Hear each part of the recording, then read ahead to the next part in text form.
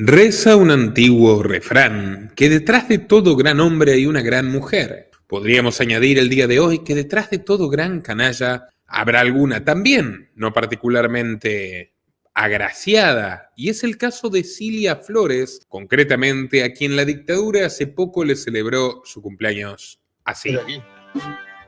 Quien estén por aprobarse designe como presidenta de la Asamblea Nacional a la diputada Cilia Flores, favor indicarlo con la señal de costumbre.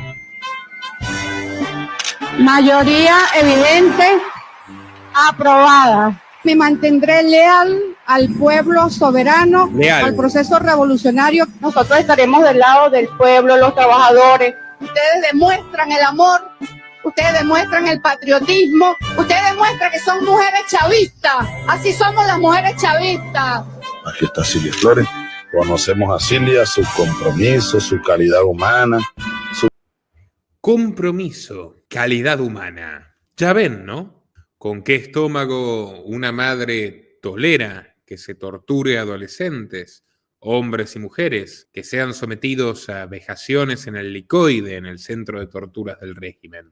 Bueno, hace más de 20 años que Venezuela vive sumida bajo las penumbras. La esperanza y la felicidad se extinguieron poco a poco, y los causantes de esta desgracia, sin duda, son una serie de monstruos chavistas que, bajo forma humana, se han enriquecido hasta niveles insospechados a costa del sufrimiento de los súbditos. Sin embargo, amigos, algo ha cambiado en el interior del régimen.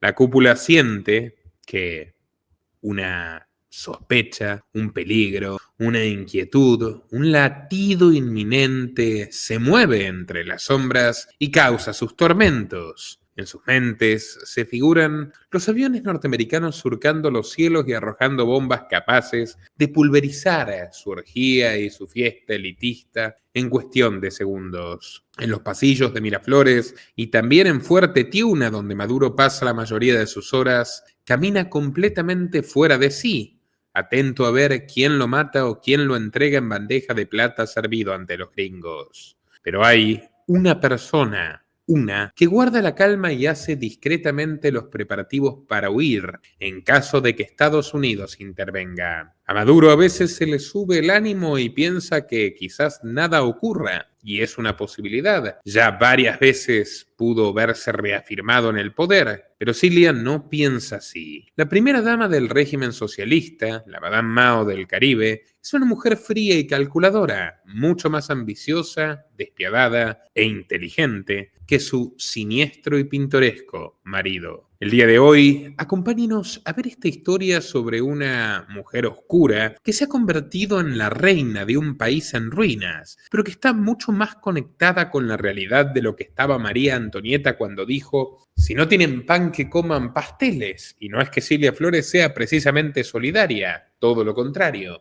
pero precisamente por querer salvar su pellejo quizás sea hoy la mayor esperanza de que Maduro abandone el poder por su propia voluntad. Mucho antes de los vestidos costosos, las cenas pomposas con langosta, los anillos de oro y de diamantes, las uñas hechas, el cabello y el rostro de los más cuidados, al principio de la historia de Cilia solo había polvo y suciedad, húmeda suciedad, característica de los sitios ecuatoriales, cálidos, selváticos, brumosos. En ese entorno nació nuestra protagonista, Cilia de las Flores, un 15 de octubre de 1956 en la remota región de Tinaquillo, en el estado venezolano de Cojedes. Aquellas calles polvorientas fueron testigos de la batalla de Taguanes, donde Simón Bolívar infringió una dura derrota a las tropas realistas e instauró brevemente la Segunda República de Venezuela. Por las calles de Tinaquillo aún se escuchan, en el recuerdo, los zumbidos de las balas, los choques de la espada y los cañonazos de las guerras caudillescas del siglo XIX. En aquel sitio marcado por la sangre y por la pólvora, creció la pequeña Cilia. Nuestra protagonista fue la menor de 6 hermanos, pero no compartía con ellos la misma sangre. Fue producto de una aventura fugaz, extramatrimonial, entre Cilia de las Flores, su mamá, y un tal Julio Seijas, probablemente un poderoso terrateniente de aquella región indómita. Debido a ello, Cilia Jr. creció con el estigma de ser una pequeña bastarda, mientras que su madre fue señalada de prostituta y de promiscua. Le cautivó profundamente cuando la supo la historia de Eva Perón. Los argentinos entenderán por qué. Desde entonces, la semilla del odio y el resentimiento se sembró en el corazón de la pequeña, futura primera dama de una nación diezmada. A los 4 años de edad, Cilita se mudó con su familia a la periferia de Caracas, donde apenas tenían cerámica para cubrir el suelo y el baño era una letrina pestilente al aire libre que debían compartir con los vecinos. En una ocasión, un renacuajo la sorprendió cuando estaba haciendo sus necesidades. Nuestra protagonista estudiaba y trabajaba de lo que fuera para sustentar a su familia. Y en la escuela, hay que decirlo, era la mejor de las alumnas, pero todos temían a aquella muchacha de ojos tan profundos como la noche y un corazón frío como el peor de los inviernos. Sus compañeros temblaban al dirigirle la palabra porque tenía la ironía y el insulto en la punta de la lengua. Los maestros la evitaban. Alguna vez incluso fingió una escena donde la había toqueteado un profesor y lo chantajeó para que la apruebe con una máxima nota en matemáticas, pese a nunca haber estudiado. Bastaba llamarla bastarda para encender una ira que no conocía los límites. En una oportunidad le arrancó un mechón de pelo a una compañera hasta que sangró, colocó la mano sobre la herida y se la puso luego a otra en la cara, como una señal de advertencia a los demás, riéndose ante el rostro despavorido empapado en rojo. Entrado los años 70, esta señorita tan violenta ingresó en la Universidad Santa María. Y lo hizo, por supuesto, en la facultad que reúne a la mayor cantidad de sabandijas posibles en determinado territorio, la de Derecho, donde se interesó particularmente por las leyes laborales y por el fuero penal. La atraía profundamente el mundo de la delincuencia. Después de algunos novios de pandillas o de bandas de bribones de la capital, el camino la llevó a topar con una ideología que sacraliza el robo y el bandidaje, que santifica la violencia criminal. Me refiero, por supuesto, al marxismo. Cilia costeaba sus estudios trabajando en casas de familias acaudaladas, soportando las burlas de las niñas cifrinas hacia su apariencia tosca y campesina. Tras titularse, se casó con Walter Ramón Gavidia, con quien tuvo 3 hijos, y comenzó a trabajar como abogada laboralista y penalista. Walter era contador de un prostíbulo. En una ocasión asistió a una tertulia organizada por las agrupaciones de extrema izquierda, Liga Socialista, Bandera Roja y Movimiento 80, un convite ocurrido en la Facultad de Ingeniería de la Universidad Central de Venezuela. En aquella sala le llamó la atención la presencia de un muchacho alto, de espeso cabello y bigote pronunciado. Cilia quiso acercarse para pedirle su número telefónico, pero resultó imposible. Cuando preguntó quién era, le dijeron: se llama Nicolás Maduro Moros, es uno de los integrantes de la Liga y es bueno lanzando piedras y cócteles molotov a la policía. Eso sí, también le decimos Alfonso, porque es alto pero tonto para cualquier cuestión intelectual. La futura mandamás nunca olvidaría aquel armatoste viviente y añoraba volver a verlo. Había algo de brutalidad en su aspecto que le producía una profunda excitación. Mientras tanto, su matrimonio se caía a pedazos tras descubrir las esperables infidelidades de su marido. La indignación se multiplicó cuando Cilia se enteró de que Walter Ramón recibía dinero sucio del gobierno y lo repartía entre él y sus amantes. Flores lo echó de la casa a escobazos, llegando a romperle el palo de madera en la cabeza y a fracturarle un pulgar. Cansada de la vida, aquella semilla de odio comenzó a germinar. Cuando estalló el Caracazo, durante la segunda presidencia de Carlos Andrés Pérez, los ojos de Cilia Flores se deleitaron con las escenas de destrucción y muerte callejera. Mientras la capital ardía, Cilia, lindando con la psicopatía, cantaba y bailaba en su cocina como una versión femenina de Nerón, ante la mirada estupefacta de sus críos, que a menudo sufrían del castigo físico. En lo más profundo de su ser juró que si se le presentaba la oportunidad de clavar el último clavo en el ataúd de la antigua Venezuela, lo haría sin dudarlo. Para su fortuna y para desgracia de los venezolanos, aquel momento se cumplió. Hasta que llegó el 4 de febrero de 1992, una mañana en la que calentó y dejó enfriar varias veces el café con leche, mirando al televisor encendido y oyendo disparos que tronaban a la distancia. Le habían dicho que unos militares querían tumbar al gobierno de Carlos Andrés Pérez, y su reacción natural fue: pero que lo tumben y finalmente nos dejen en paz. Luego apareció el comandante Chávez en televisión proclamando su famoso "por ahora". Y este mensaje bolivariano va dirigido a los valientes soldados que se encuentran en el Regimiento de Paracaidistas Aragua y en la Brigada Blindada de Valencia. Compañeros, lamentablemente, por ahora, los objetivos que nos planteamos no fueron logrados en la ciudad capital. Es decir, nosotros acá en Caracas no logramos controlar el poder.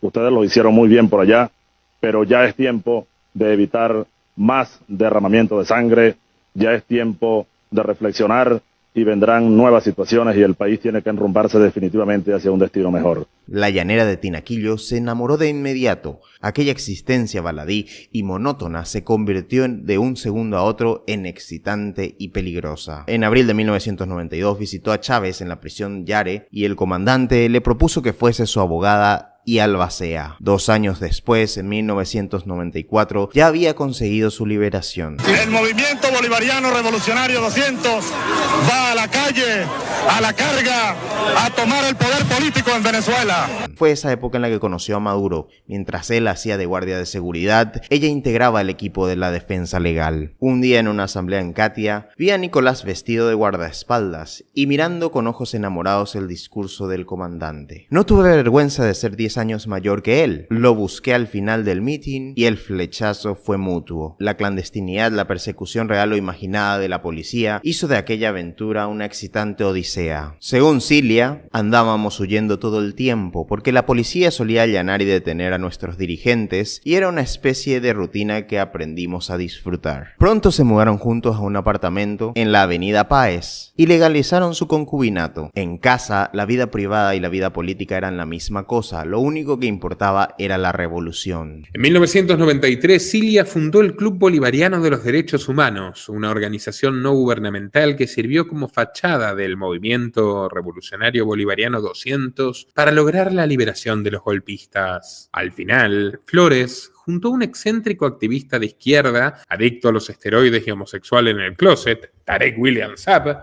les recomiendo el único documental del mundo sobre él que está en nuestro canal, lograron sacar de la cárcel al teniente coronel Chávez Frías. La futura primera dama, junto a su concubino Nicolás Maduro, participó en la fundación del movimiento Quinta República, con el cual Chávez consiguió el poder en 1998 a través del sufragio universal, sin renunciar a la lucha armada. A inicios de siglo, Cilia y Maduro ingresaron como diputados en la Asamblea Nacional, formando parte del bloque más radical, tosudo y fanático, que defendía a capa y espada todo lo que saliera de la fétida boca de Chávez. Cilia Flores propuso matar a Theo Petkov, ni más ni menos, por no ser suficientemente adepto a los caprichos del tirano. A medida que Venezuela se polarizaba, la lealtad de la pareja se ponía a prueba. El momento decisivo ocurrió en el año 2002, cuando un sector de la oposición marchó por Caracas en protesta contra las medidas liberticidas. Tanto Cilia como Maduro tenían la orden de comandar los círculos bolivarianos y frenar a los golpistas. Aquel día, las balas cegaron la vida de múltiples inocentes y la sangre corrió por las calles capitalinas. La indignación fue tan fuerte que Hugo Chávez renunció brevemente a su gobierno, presionado por los militares. ¿Dónde estaban Cilia Flores y su novio bigotudo? ¿Preparando la resistencia armada? ¿Intentando rescatar al comandante? No.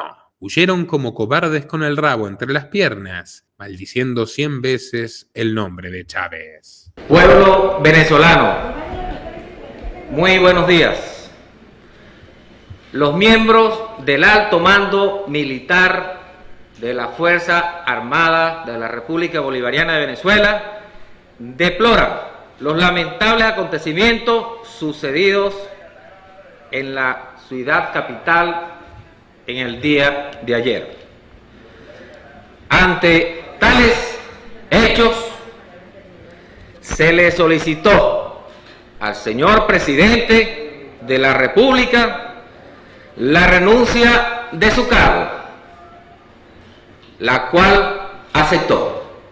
Maduro y Cilia Flores huyeron a la ciudad de Cúcuta, en la frontera colombiana, viviendo como en los viejos tiempos la adrenalina de correr juntos en familia. Sin embargo, ya no tenían orgullo ni dignidad, el comandante los había abandonado. Desesperado, Maduro acudió a José Palmar, un sacerdote católico leal a la causa, que les abrió las puertas de su iglesia como si fueran cristianos descarriados. Con amarga sorpresa esa noche escuché a Maduro hacer como San Pedro y renegando de Chávez, llamándolo difunto, enfermo mental, mitómano y cobarde. Al día siguiente siguieron por televisión la jura de Pedro Carmona, el líder de Fede Cámaras, que se autoproclamó presidente y nombró un gobierno de facto. En cuestión de minutos, hizo todo lo que Maduro había soñado hacer con el poder constituyente. Disolvió los poderes públicos, la Asamblea Nacional, el Tribunal Supremo, el Consejo Nacional Electoral y destituyendo a gobernadores, alcaldes, embajadores y a todos los demás altos funcionarios. Eso es chambo, con pelotas, hijueputa, maldita la hora que bendije a Chávez, gritó Maduro al televisor. Sin embargo, aquel gobierno, el más corto de la historia, sería tristemente recordado como el de Carmona el Breve. Los militares le dieron la espalda y para la noche Chávez ya había sido reinstaurado en el poder. La pareja regresó a Caracas 2 días más tarde. Llevaban la marca de la vergüenza y se juraron nunca comentar esa traición al líder que los invadió durante 24 horas. Años más tarde, nuestra protagonista relató que tanto ella como Maduro sabían lo que vendría porque fueron advertidos por las palabras del I Ching, un milenario libro de adivinos chinos que supuestamente vaticinaba la catástrofe. Por ello, huyeron a tiempo cuando el comandante Chávez fue brevemente depuesto. Esas creencias esotéricas, compartidas por ambos tórtolos, se intensificaron cuando tomaron el control de la asamblea. Para festejar su hazaña, Flores y Maduro viajaron con sus hijos a la India y visitaron al polémico Sai Baba. Cuando Maduro viajó a la India en diciembre de 2005, la monstruosa verdad del gurú ya era sobradamente conocida a lo largo y ancho del planeta, pero no le importó. Es más, cuestionado por los propios oficialistas, dijo: ¿acaso le creen a la propaganda imperialista yanqui? De hecho, la embajada estadounidense en Delhi emitió un comunicado advirtiendo a sus ciudadanos que si querían visitar al famoso líder local, se lo piensen 2 veces. Pero al venezolano no le importó. Ciego como fanático que era, emprendió la peregrinación a Prayanti Nilayam con una única misión en la cabeza: sumar a Sai Baba a la revolución bolivariana. Es más, quería ofrecerle asilo político en caso de que se le presenten complicaciones por las numerosas denuncias en su contra. Afuera, en las inmediaciones de la morada, se formó una enorme fila de más de 1 hora para poder ingresar. Muy pocos tienen la fortuna de ser escogidos a dedo por el propio maestro o señalados por alguno de los miembros de su séquito a fin de realizar, de concretar, de materializar la visita. El de Maduro claramente no era el caso, pero sí el de Oscar Dorta, un próspero contratista registrado como proveedor de PDVSA, y fue a través de sus gestiones que el político venezolano obtuvo el acceso. Estamos hablando de Dorta, un burgués que ya tenía 4 propiedades en Miami, una de ellas con 14.000 metros cuadrados de jardín y valuada en $2.600.000. De aquel encuentro quedaría una fotografía para el recuerdo, con Sai Baba echado en su sillón y rodeado por Dorta, Maduro y Cilia Flores, todos vestidos de riguroso blanco y observados con estupor por los hijos adolescentes de ambos. Y miren al Nicolásito Jr., la cara de miedo que tiene, no lo culpo. A esta visita, que no fue la primera, le siguieron otras tantas en los años subsiguientes. Maduro estaba convencido de los beneficios que podía reportarle la compañía de este famoso santón, pero aunque invitó al gurú a visitar Venezuela,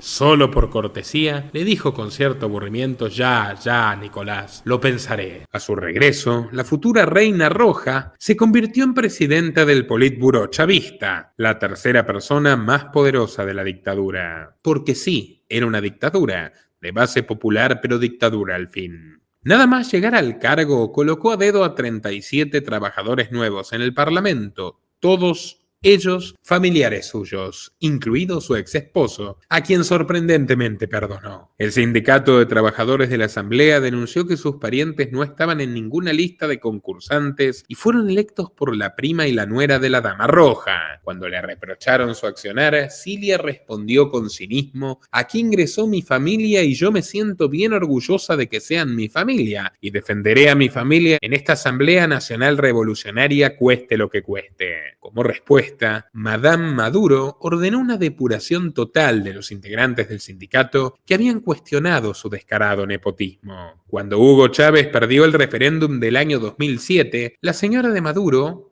aún no estaban casados, jugó un papel clave para garantizar la reelección indefinida del autócrata, otorgándole poderes esenciales para promulgar normas liberticidas sin ningún control parlamentario ni opinión pública. Un ejemplo claro fue la Ley de Inteligencia y Contrainteligencia, conocida como la Ley Sapo, que exigía a toda persona colaborar con las autoridades en labores de inteligencia bajo pena de cárcel. Es la base de la actual persecución por la cual vemos a tantas personas arrestadas en sus hogares por un posteo en las redes sociales, por ejemplo. Las alarmas se encendieron en toda Venezuela y la norma fue vista como una fachada para callar disidentes a garrotazos. Lo que era. La presión fue tan fuerte que Chávez dio marcha atrás en un principio, pero en palabras de Cilia, aunque el comandante fue sensato y sabio, frenando la Sapo, esa vuelta de página no sería el final del libro. Hoy, la aplicación de buchonería, de soplonería del régimen venezolano fue íntegramente pensada por ella. Antes, aprovechó su despotismo legislativo para vetar la entrada al hemiciclo de cualquier periodista que no fuera de su agrado, porque muchos se habían burlado de su apariencia comparándola con una momia egipcia. Así como Maduro no sabe nada de aritmética elemental, Cilia tampoco tiene mucha idea de economía. Fue una de las impulsoras de la Ley de Administración Financiera del Sector Público, que permitió al Ejecutivo endeudarse sin límite alguno y sembró la futura crisis económica y social que estalló bajo el reinado de su cónyuge. Impresionado por su lealtad, Chávez, aún vivo, la designó Procuradora General, cargo que apenas llegó a disfrutar porque le esperaba uno todavía más gordo. Las cámaras de la televisión nacional captaron el instante preciso en el que el ya moribundo y canceroso comandante, consumido por los tumores, designó a Nicolás Maduro como su sucesor en el trono imperial. El distanciamiento pareció avanzar hacia su punto más álgido en 2012, durante una emisión televisada en directo donde el presidente Chávez recomendó en forma totalmente inesperada a Cabello que se presentase a la gobernación del remoto estado de Monagas. La propuesta olía a exilio político y Cabello se negó. En resumen, el comandante debía decidirse entre dos legados absolutamente contrapuestos: entre el cálculo y la ideología, entre el pragmatismo y el socialismo a lo bruto, entre un Rasputín y un Idi Amin, y eligió a Idi Amin. A la luz de la historia, parece, y lo estaremos viendo en estos días, el sepulturero de la revolución bolivariana. Un 8 de diciembre de 2012, Nicolás Maduro sudó frío. Hugo Chávez había tomado su decisión. Él era el elegido, el heredero político de una autocracia sin precedentes en la historia latinoamericana. Yo, Nicolás Maduro, no solo en esa situación debe concluir, como manda la Constitución, el periodo, sino que mi opinión firme, plena como la luna llena, irrevocable, absoluta, total, es que en ese escenario que obligaría a convocar, como manda la Constitución de nuevo, a elecciones presidenciales, ustedes elijan a Nicolás Maduro como presidente de la República Bolivariana de Venezuela. Yo se los pido desde mi corazón. Los ojos de quienes estaban en la mesa, las miradas de los televidentes y las de todo el mundo se posaron sobre el bigotudo buscando una reacción. ¿Acaso un asomo de orgullo, un destello de alegría, algún signo, mas no sea de temor, algún gesto inoportuno, algo, un poco de humanidad? Nunca he tenido ambiciones, repitió en aquellos días hasta el cansancio. Rechazó todas las felicitaciones que pudieran venir, pero se mostró decidido a cumplir la misión encomendada. Algo temeroso según sus íntimos porque sabía que le quedaba grande. Mucho más peligrosos que los enemigos externos eran los insiders, los de adentro, los de casa, que miraban azorados cómo aquel ignorante conductor del metro de Caracas acababa de ser investido como príncipe y próximo a escalar a rey. Antes de partir a Cuba, Chávez ordenó a Cilia y a Nicolás que contrajeran matrimonio para que nuestra protagonista sirviera de brújula y sostén al nuevo monarca rojo en un momento de extrema vulnerabilidad. sociedad. El 5 de marzo de 2013, en cadena de radio y televisión, Nicolás Maduro, con voz quebrada y ojos enrojecidos, anunció que el presidente Hugo Chávez había fallecido a las 4:25 de la tarde. Luego de haber acudido a la reunión del Consejo de Ministros y de la Dirección Político-Militar de la Revolución, nos dirigimos aquí a las instalaciones del Hospital Militar de Caracas a seguir la secuencia de salud de nuestro comandante presidente. Y en el momento que nos encontrábamos recibiendo parte, acompañando a su hija, a sus hermanos, a sus familiares, recibimos la información más dura y trágica que podamos transmitir a nuestro pueblo. A las 4:25 de la tarde de hoy, 5 de marzo, ha fallecido el comandante presidente Hugo Chávez Frías.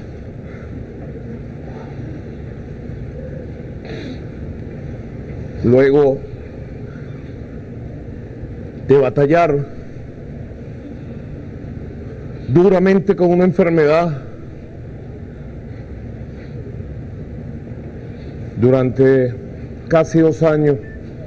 La fatal noticia, aunque esperada durante meses, colapsó la agenda noticiosa mundial y las cámaras internacionales captaron imágenes dramáticas de un país en estado de shock. La de los miles de seguidores poseídos por un luto sincero y la de algunos disidentes que celebraron creyendo que con el deceso del autócrata llegaba el final de un doloroso capítulo para la historia venezolana. Pero se equivocaban. Era el comienzo de la era del zar Nicolás Maduro. Y lo peor, lo más dramático, lo más desgarrador, recién estaba por venir. Juro, a nombre de nuestros niños, de nuestras niñas, de los soldados de la patria, de los obreros, de los campesinos, juro, a nombre de la lealtad más absoluta al comandante Hugo Chávez, que cumpliremos y haremos cumplir esta Constitución bolivariana con la mano dura. La victoria de Nicolás Maduro en 2013 no fue solo gracias al descarado fraude electoral del régimen, sino también al rol de nuestra protagonista. Fue ella quien proyectó a Maduro y a sí misma como una familia tradicional cristiana y caraqueña comprometida con el país y con la revolución, mientras Enrique Capriles era un solterón de 43 años, judío, por más que Maduro también es sefardita, sin hijos y siempre dentro del closet. Cilia es ferozmente homófoba. Cuando el armatoste bigotudo asumió el mando y tras las nupcias, Flores optó por un perfil bajo inicialmente para evitar los ataques de la oposición. Se convirtió en una firme consejera política y jurídica y en lugar de adoptar el título de primera dama se autodenominó la primera combatiente. Pero el anonimato, señores, comenzó a aburrirla. Buscó algo para entretenerse y embrutecer todavía más al pueblo venezolano. En 2015, inspirada en Aló Presidente, lanzó su propio programa de televisión, Concilia en Familia, de una cursilería indigestante. El primer episodio de 30 minutos intentó mostrar a esta reina avariciosa y malvada como una mujer bondadosa e interesada en promover la familia como pilar revolucionario, explotando hasta el hartazgo historias de gente humilde que supuestamente salió adelante gracias al chavismo. En realidad, era una burda propaganda dictatorial. Los pobres no eran más que actores con un guión que hablaban e interactuaban con la mujer del dictador de acuerdo a su propia ocurrencia, porque ella pasaba hasta altas horas de la noche decidiendo qué diría cada uno. Vocación de ventrílocua, ya ven.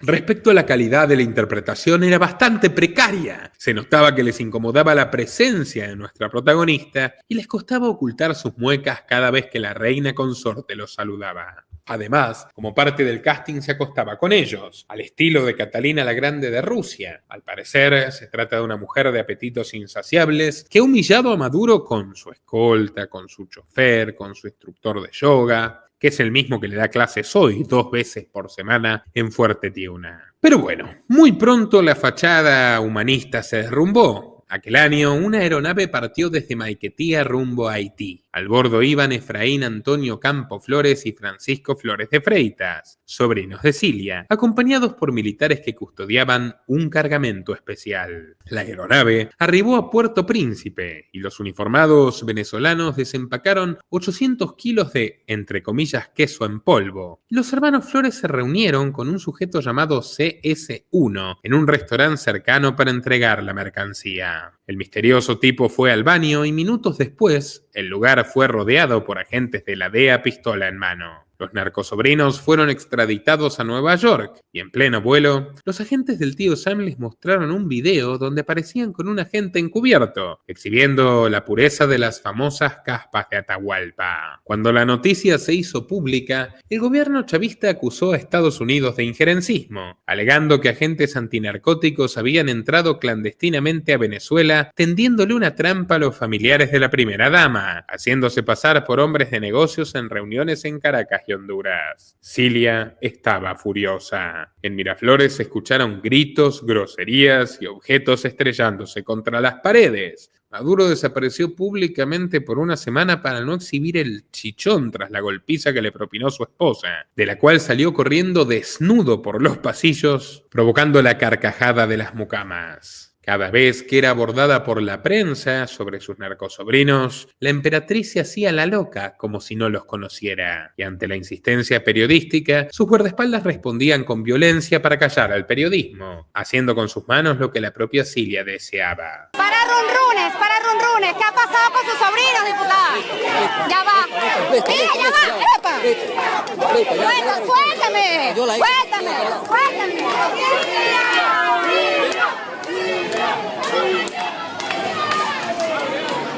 Ya va, pero ¿qué pasa? La primera combatiente creyó que el escándalo se olvidaría, pero pronto apareció otro caso más de corrupción, esta vez protagonizado por sus propios hijos. En 2016, el gobierno creó los Comités Locales de Abastecimiento y Producción, los CLAP, a fin de enfrentar, claro, la carestía propia del socialismo. Los alimentos terminaron, por supuesto, en las manos de los hijos de nuestra protagonista, Walter, Yosere y Josual Gavidia Flores, más el testaferro del régimen, Alex Saab. Los hijastros de Maduro otorgaron jugosos contratos al magnate colombiano para importar alimentos con sobreprecios. La compra se canalizó mediante empresas fantasmas con sede en Hong Kong, México, Colombia y Turquía, y los productos se entregaban a la población a cambio de votos para el PSUV. Cilia, enfurecida, les espetó. Se suponía que debíamos hacer esto a escondidas, pero vienen ustedes, par de hijueputas, a joderlo todo. Cuando Maduro intentó calmarla, recibió un fuerte golpe en las costillas y cayó al suelo. Cilia lo levantó, se disculpó, pero al ver a sus retoños riendo, volvió a tirar al grandulón al piso, tomó una silla y se la arrojó encima. ¡Fuera de aquí, inútiles! Ella tampoco se salvó de las críticas. Exhibía sus lujosos accesorios y ropa de marca ante un pueblo hambriento, famélico. Ese cinismo lo compartía con su marido y lo demostraron cuando fueron a comer a un exclusivo restaurante en Estambul, propiedad del famoso chef Salt Bay.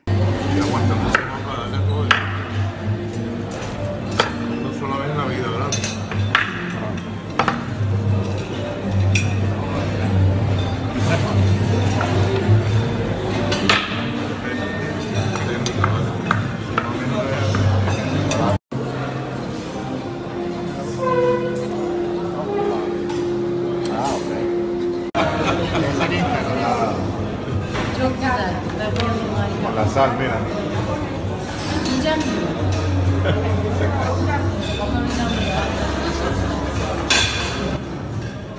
Si te preguntas por qué planifican el exilio en Turquía, es precisamente porque Cilia detesta la miseria de Cuba y se siente mucho más a gusto con el Shah de Constantinopla. Pero no era ese el único rol. Lejos de ser alguien que trate de imbuir cierta humanidad a su marido, se dice que fue Cilia Flores la que convenció a Maduro de reprimir con fiereza las protestas antichavistas de 2015 y 2017.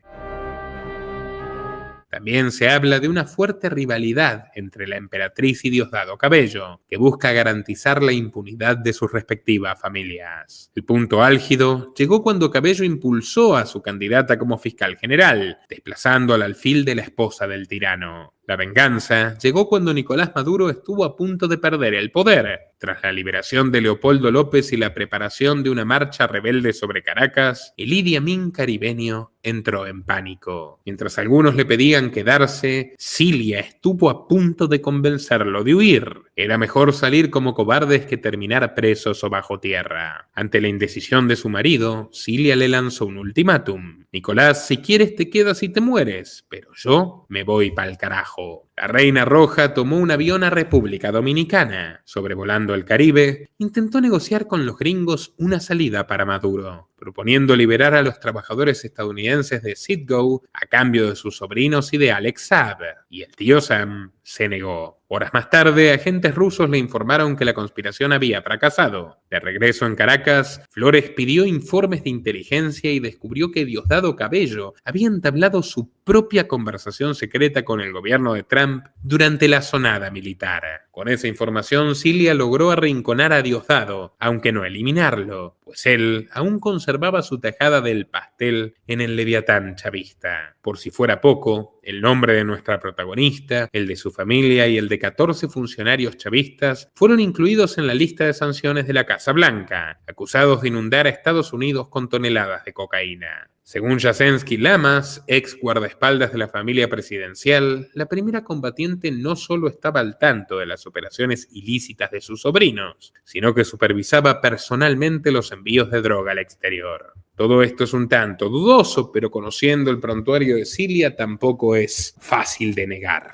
La situación dio un giro copernicano en 2022. Tras la invasión rusa a Ucrania y el corte del suministro de gas a la Unión Europea, Estados Unidos buscaba petróleo barato para los súbditos de Bruselas y los ojos de la administración Biden se posaron con dulzura senil en Venezuela. Entonces los narcosobrinos de Cilia y el mismísimo Alex Saab desembarcaron en Caracas. Cilia logró lo que quería. La Casa Blanca literalmente concretó el canje por los exdirectivos de Citgo y tanto Saab como los sobrinos fueron recibidos con bombos y platillos al punto que a Saab lo hicieron ministro. A pesar de su absoluta falta de carisma, Cilia insiste en mostrarse como una mujer amante de la nueva tecnología. En 2023, Nicolás Maduro estrenó su propio podcast y su primera invitada fue su querida Cilita.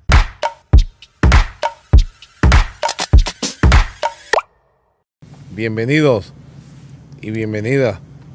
Estamos en el cuarto podcast, Maduro Podcast. Mis saludos a todas, a todos que se conectan.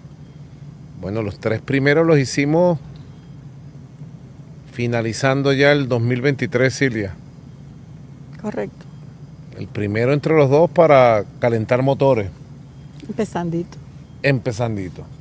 El segundo lo hicimos con el fiscal general de la República, el doctor Tarek William Saab. Estuvo bastante bueno, ¿verdad? ¿Te pareció? Excelente, sí. Mucha noticia. Muy noticioso.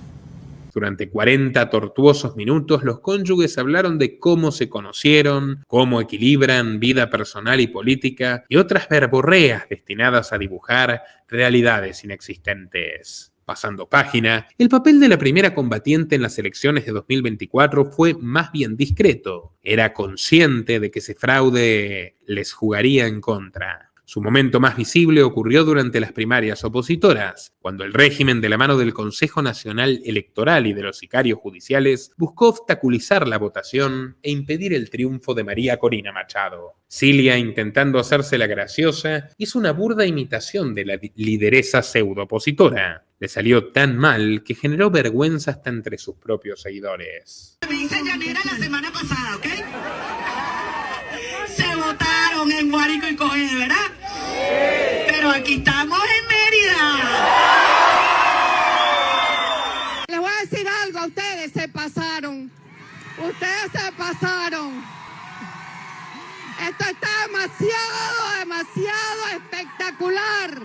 La Reina Roja también hizo el ridículo durante un discurso del Día del Trabajador. Sus palabras fueron tan bochornosas que hasta su propia dentadura parecía quererse escapar de su boca. Esto nos motiva más.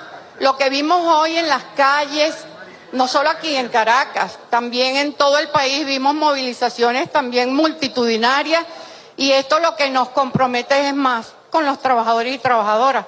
Y el presidente, estoy segura que como los ha protegido, los seguirá protegiendo por siempre a ustedes, y yo estaré junto a él, también junto a los trabajadores y trabajadoras. Somos unos trabajadores y trabajadoras. Me estaba comiendo un chicle. Somos unos más de ustedes. Correcto, correcto, correcto. Se mordió Xilita, se estamos masticando un chicle. Y finalmente, amigos, llegamos al presente. La incertidumbre rodea a toda la cúpula chavista, especialmente a Nicolás Maduro. No saben quién confiar y sospecha de todos. Ha perdido la confianza incluso a los hermanos Rodríguez, que ofrecieron entregar su cabeza en bandeja de plata a Trump. En medio del caos desatado en la metrópoli, pocos se preguntan dónde está Cilia Flores, porque parece haberse esfumado de la faz de la tierra. Algunos hicieron circular el rumor de que había muerto, aunque quedó claro que era falso. Pero se sospecha que Flores no está en tierra firme, sino en las alturas. Hace algunos meses se supo que un avión Airbus A340 de Conviasa viajó de Venezuela a Managua, la capital nicaragüense. Lo llamativo es que se trataba del mismo aparato que usó Maduro cuando visitó Rusia y se reunió con Putin. No era la primera vez que Airbus pisaba suelo nicaragüense, y lo más extraño fue que se trató de trayectos no oficiales, sin explicación ninguna del gobierno venezolano. De hecho, en febrero de este año, Estados Unidos incautó una avioneta en República Dominicana cuya placa estaba a nombre de PDVSA. Desde 2017, el vehículo había hecho más de 100 vuelos a países como España, Portugal y Argelia. Lo más llamativo fueron sus pasajeros, las hijas de Chávez, Diosdado Cabello, Vladimir Padrino López y los hermanos Delcy y Jorge Rodríguez. Estos extraños movimientos se multiplicaron a medida que aumentaban las tensiones entre Washington y Caracas. Según la periodista Nitu Pérez Osuna, los aeropuertos de Curazao y Aruba ya no permiten vuelos directos hacia Caracas, y sus pistas fueron ocupadas por el ejército. ¿Pero por qué? ¿Por qué sucede esto? Porque están haciendo preparativos para que Maduro y su familia escapen de Venezuela en caso de una invasión norteamericana. Cilia eligió que el destino predilecto inicial sería Nicaragua, gobernada por Daniel Ortega, y se sospecha que los 3 hijos de Cilia, los chamos, viajaron dentro de la avioneta que despachó a Managua. En su interior, maletas y cajas cargadas con lingotes de oro, perros de raza enjaulados, obras de arte valiosas y tesoros robados a sus legítimos dueños. Se dice que Cilia Flores entra personalmente a las mansiones que abandonan los empresarios que huyen de Venezuela y se queda con sus objetos favoritos. Las aeronaves no solo pasaron por Nicaragua, sino también por Cuba, tratando de esquivar cualquier radar caribeño y sobre todo a la flota americana. Pero esas rutas aéreas no las descubrieron Cilia y sus retoños. Alguien las proporcionó. Alguien que sufrió un misterioso accidente en el aeropuerto de Maiquetía y que casi muere calcinado. ¡Qué casualidad! ¿Recuerdan a Ramón Carretero Napolitano, el empresario panameño que hizo negocios con el chavismo? Como dijimos en otro informe, fue él quien proporcionó a los chavistas los atajos aéreos para pasar desapercibidos. ¿Saben por qué lo hizo? Porque Carretero fue socio de los hijos de la señora Flores cuando manejaban la Fundación Propatria 200, desde donde le otorgaron jugosos contratos de obra pública. Gracias a las empresas creadas por Napolitano, el régimen pudo transportar su riqueza robada sin llamar la atención, al menos hasta ahora. Pero bueno, amigos, queridos amigos, en cualquier momento vamos a tener alguna sorpresa. Imagínense, ¿no? A la noche cayendo sobre Caracas como una losa de plomo. En la colina, el Palacio de Miraflores que parece un animal viejo y herido, respirando apenas bajo un cielo desangelado. Sirenas lejanas, motores apagados, murmullos militares. Pero en el subsuelo, allí donde no llega la humedad ni la plegaria de nadie, un búnker babilónico se mantiene iluminado con una luz mortecina de color ámbar. El aire huele a metal, miedo y sudor. Nicolás Maduro está inclinado sobre un mapa táctico proyectado en la pared. Su silueta se recorta pesada, nerviosa. Tambores de su respiración alterada retumban en la recámara cerrada. De pronto, la puerta blindada emite el sonido seco de los cerrojos que se abren. No es un estruendo, es un latigazo. Cilia entra. Impecable incluso en el derrumbe, Flores se desliza como un espectro de poder fatigado. Trae en las manos una carpeta con sellos extranjeros, un teléfono satelital chino y una firmeza que no deja espacio para respuestas. Se queda quieta unos segundos, observándolo como se observa a una fiera exhausta que todavía no sabe que ha sido derrotada por la historia. Cilia en voz baja dice: Nicolás, está todo listo. Él levanta la vista con un temblor mínimo, como si esas palabras activaran en su cabeza un mecanismo que ha estado negando durante semanas. ¿Listo qué, mujer? Ella avanza 2 pasos. La luz le marca los pómulos, el gesto de cálculo, el frío de quien hace tiempo que dejó de creer en cualquier promesa revolucionaria. Nicolás, ha llegado la salida. Nos vamos a Managua. Escala asegurada. Daniel ya aceptó todo. Silencio, logística, protección temporal. Desde allí, un jet discreto y sin bandera nos lleva a Estambul. Y Diosdado, Cilia y los cubanos, ellos quieren que nos quedemos. Hablan de resistencia, hablan de cortarnos el cuello. Cilia lanza la pesada carpeta sobre la mesa. El golpe resuena en la cámara subterránea como un disparo amortiguado. Precisamente por eso tenemos que irnos ahora, porque no quieren que nos vayamos. Porque Diosdado quiere negociar su supervivencia y luego no tendrá problema en entregarnos. Sabes que nos odia. Nicolás, ellos no van a dejarte salir. Aprovecha ahora. Ahora que de repente creen que Trump no actuará. El momento es ahora. ¿Crees que vendrán los gringos, Cilia? Pregunta Nicolás. No creo. Sé que vienen. O te largas o Nicolás Jr. y yo nos vamos para siempre. Tras un largo silencio, Cilia le dice: Maduro, la historia decidió. Ahora nos toca salvar la nuestra. Maduro respira hondo, 1, 2, 3 veces, como quien prepara los pulmones para sumergirse en un océano donde ya no hay patria ni grandezas rimbombantes, sino la posibilidad de un exilio tranquilo. Finalmente, camina hacia ella. La puerta se cierra detrás de ambos con un eco metálico que suena epitafio. Y ambos ignoraban que 48 horas después, la muerte los encontraría en las calles de Estambul. Bueno, por supuesto que este es un final alternativo y literario propio de Elige tu propia aventura, pero ¿qué duda les cabe que es una probabilidad? Hasta pronto, amigos. Compartan este pequeño documental en todas sus redes y grupos y apóyennos en patreon.com/Nicolás Moraz si quieren que sigamos trabajando. De lo contrario, no podremos volver a vernos. Hasta la próxima.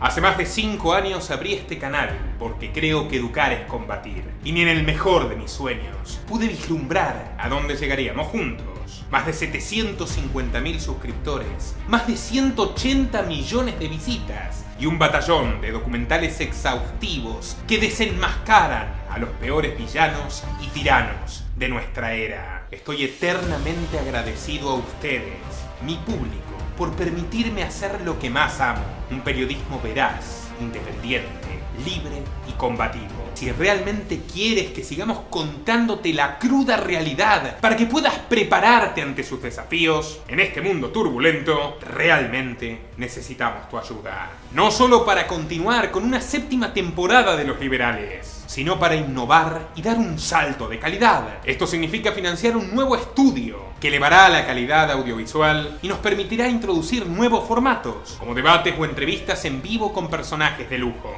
Nuestro objetivo es reunir $50.000 para este proyecto, que incluye tanto mejoras técnicas como construcción y personal. Pero como nada es gratis en la vida, por supuesto que si nos apoyas en esta aventura, recibirás tu recompensa. ¿Cómo? A través de nuestra nueva tienda en patreon.com/Nicolás Moraz. Sí, ahora los liberales tenemos tienda. Ahora puedes hacer una compra única que impulsará la renovación de los liberales y para ello no es necesario que te unas como aportante mensual. Entras a patreon.com/Nicolás Moraz y compras lo que quieras. En nuestra tienda podrás obtener por $25 una carta de agradecimiento personalizada y firmada por mí. Por $50 la misma carta más un clip de agradecimiento a tu persona o a quien desees. Por $100 podrás tener una amplia videollamada conmigo sobre los temas que quieras. A partir de $250 podrás encargarle a este equipo periodístico de lujo un informe sobre el tema que tú quieras, por supuesto tratado desde nuestro enfoque. Y con $1000 puedes conseguir un documental de 1 hora y media, de esos que hacen historia. Y cuidado, desde $1500 podrás adquirir opciones para publicitar tu marca en este canal, uno de los principales medios independientes de YouTube en español y de los más seguidos por los hispanos en Estados Unidos, los españoles, los mexicanos, los argentinos y el resto de América Latina. Y atención, cualquier compra que hagas te dará un gran descuento si quieres unirte a nuestra familia de mecenas con los planes mensuales. Ahora, estimado amigo o amiga, depende de ti. ¿Seguiremos creciendo juntos? Ingresa a patreon.com/Nicolás Moraz y hazlo realidad.